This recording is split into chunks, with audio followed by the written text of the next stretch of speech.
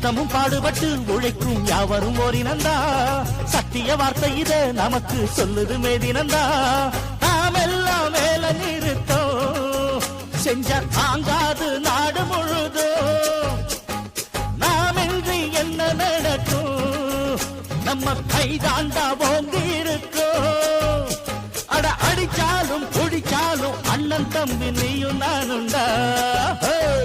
உழைப்பாளி இல்லாத நாடுதா எங்கும் இல்லையா